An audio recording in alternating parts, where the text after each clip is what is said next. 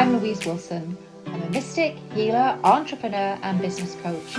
I'm so deeply passionate about all things mystical, magical, and business. Business is my happy zone. So think of this podcast as your weekly dose of business strategy and spiritual mastery, feeding your inner flame and giving you the fire in your belly confidence to fiercely and unapologetically own your gifts and share your message with the world. Welcome to the Successful Spiritual Entrepreneur Podcast. Hey there, folks, and welcome to episode 2 of the Successful Spiritual Entrepreneur Podcast. So thrilled to be here with you today.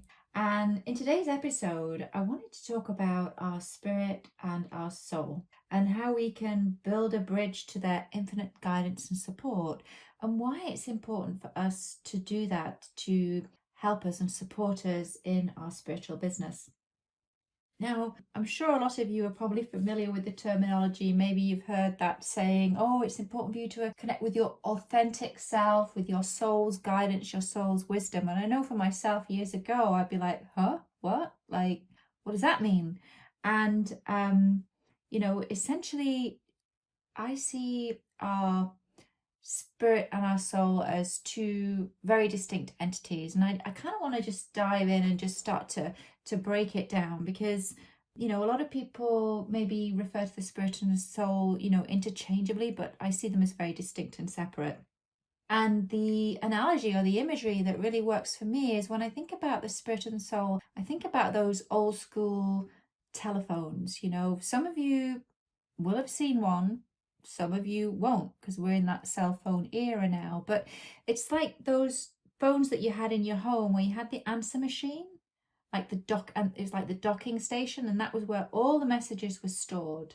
And then you had the handheld receiver, the movable part where you could walk around the house and talk. And for me, the docking station where all the messages are stored, that to me is your soul, because your soul holds all of the information from all of the lifetimes that you've ever lived. It holds the information about your ancestral past and history and lineage. It holds information about all of the challenging events that happened to you in previous lifetimes, where you formulated beliefs, and that those beliefs now are weaving their way in your life today. All of that information is in your soul, as is your soul's contract, because you've probably heard that term too, that before you come into the world, you come up with a contract of the things that you want to learn, in this particular lifetime. And so you enter into that contract. And then the challenge we face is that when we come into the world as naked little baby, we're not clutching our notarized contract, telling us, okay, Louise, this is what you're up for in this lifetime. No. And that's the real challenge for us, because we are on this journey of remembering, like we're really being pushed to figure it out, and if we don't figure it out, chances are we're not going to be living in alignment and maybe not feel that deep sense of fulfillment and purpose in our lives. And so the more we can lean into our soul, connect with like the, I'm doing the air quotes here, authentic self. It's really about connecting with that soul's wisdom, because, if you think about it, there's a library of consciousness, of knowledge, of wisdom, of lifetime after lifetime, of gifts, abilities. All of that information is, the soul holds the keys to that. And when we can lean into and build a bridge to that resource, man, oh man, can we ever really amplify our work as entrepreneurs when we're drawing from that source and resource. So for me, and the spirit, now I'm jumping ahead of myself here. I just want to talk about the spirit. So the spirit's the movable part, like it's the handheld receiver. And so the spirit it moves about, in the dream time, we can astral travel, visit other dimensions. So it's that part of us that, is more fluid and flexible and flows and travels. And for me, I think when I think about the soul, the Buddhist philosophy really lands and resonates for me massively. Because, in the Buddhist philosophy, the idea is that when we pass, and our spirit, our body dies and our spirit sort of transitions into the realm of spirit, all of the information, all of the gifts, the learnings, the abilities, if we were a healer in that time, all of that information, it doesn't just disappear when we die. It gets downloaded from the chakras within our body, and it's sort of like, or rather uploaded to our 8th chakra, which is just outside of our body, above our crown. It's referred to in Buddhist philosophy as the seat of our soul. So all of that information is downloaded to the seat of our soul. And that's a powerful resource that's available to us, the seat of our soul.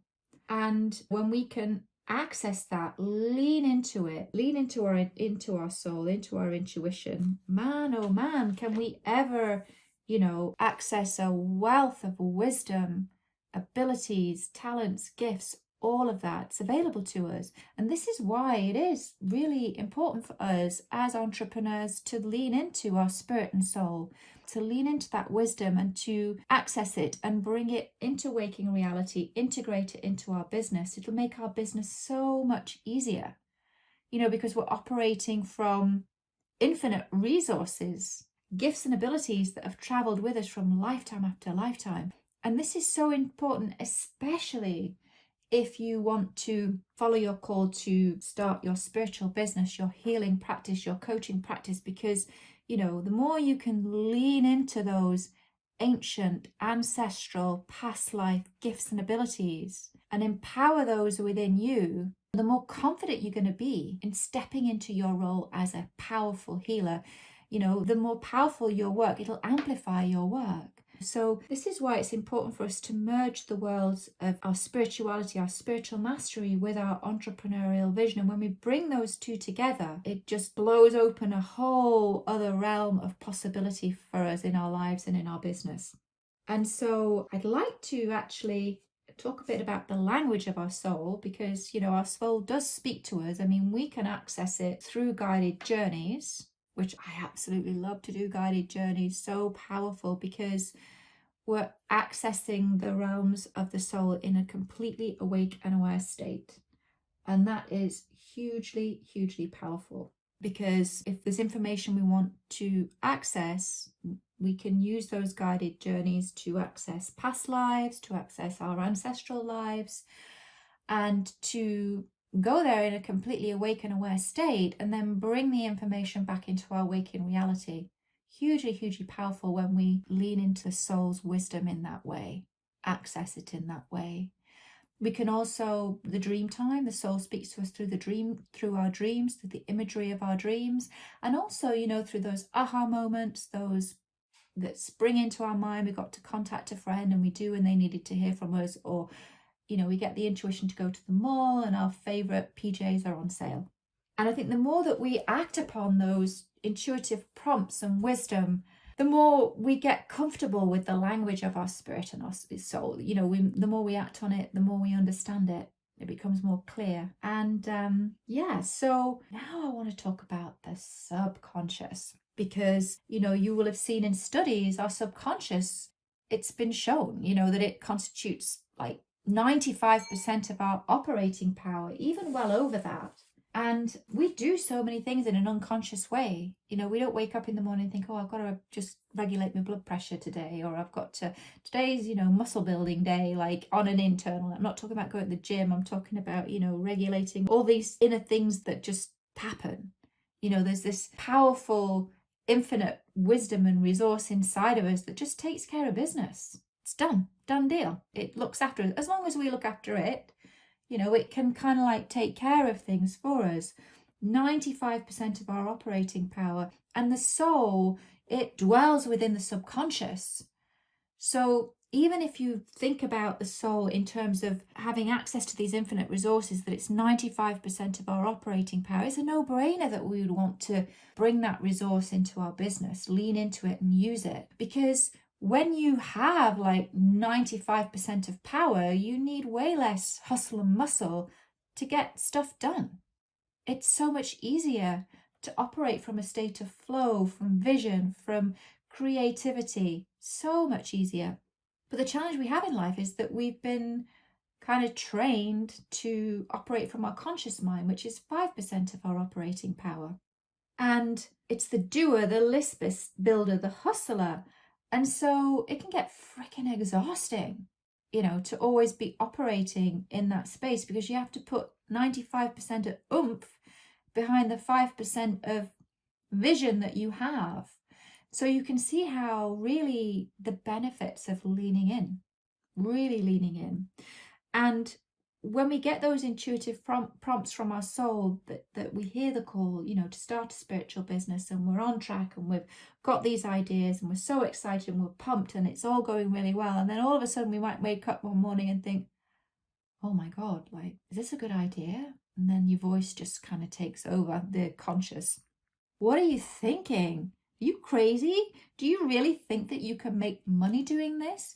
Do you really think it's ethical to be charging people money for a gift that's come so freely to you? And all of this stuff starts to come up, and it's coming up from the conscious mind. And one of the reasons why the conscious mind doesn't want us to do this is because it's afraid.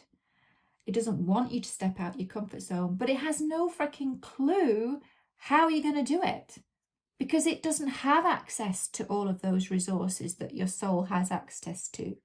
Your soul sees a bigger vision and a bigger picture for you. It knows what you've already done in past lifetimes, and it knows what you're capable of, but your conscious doesn't. So it's freaked right out. It's like, how the heck do you think you're going to pull that off? Because it can't see the big picture. And so it will pull you back, always wanting to keep you in your comfort zone. So we're kind of treading that line. So that's why, the more we can lean into the visionary part of ourselves, super, super powerful. And I really feel like in these times that we're living right now, it's really challenging, because we're having to live with so much uncertainty. And that's hard, because the conscious mind, our conscious, has spent the best part of our lives trying to keep everything controlled, certain, safe. And now we don't feel safe. But I almost feel like a huge opportunity is opening up for us too, because living with uncertainty is what the soul has always been calling you to do. And here we have an opportunity to build those spiritual muscles, and we have the time to do that. As the world has slowed down, as the world as we know it has really slowed down, we now have an opportunity to dive into those other realms and other worlds, to really open ourselves up for that channel to the soul, to our calling, to really take time to think about, why are we here? What do we come here to do? To remember our contract, to bring ourselves into alignment. And this time now, in the days, weeks, and months ahead, we've been given this time to do that. I know we're also navigating a lot of other stuff, which is scary to do, and so many other things happening for you. So when you feel afraid, take those deep breaths just on a day-to-day basis. When you're feeling unsure and uncertain, take some deep breaths, take a step back. And remember, you've got a legion of guides, guardians, ancestors. They've all got your back. And you've also got that massively powerful resource, your soul, to support you, for you to lean into. And so, I see it, the soul really, as it's like the best business partner you could ever bring into your business, hands down. It's going to do all that heavy lifting for you, the vision, the creativity, the gifts, the abilities, all of that past life wisdom, backing you up, in your business, when you're leaning into that, your spiritual business, your spiritual mastery, and your spiritual business partner. Hugely powerful as we merge our spiritual mastery with our entrepreneurial vision. And that's why it's important for us to build those bridges of connection to our soul, get really dialed. And the greatest ways to do that are guided journeys, which I absolutely love to do, is integral to my work as a healer and coach. Also listening to aha moments, and listening to your dreams. Journal your dreams, because there's some pretty cool stuff that comes up in your dreams as well. So I hope you enjoyed this podcast, today's episode. I'd love to hear from you, get your feedback. Feel free to leave a comment or a review. Always love hearing from you. It's a great for me to be able to connect with you in this way. You can always hop over to my website to connect with me there. Love hearing from you. And in the meantime and between time, my friends, I'm sending you a blanket of love, blessings, all the good stuff flying towards you, flying across the ethers to you. Many, many blessings. Keep on shining. Lots and lots of love to you, and I look forward to seeing you in the next episode. Bye for now.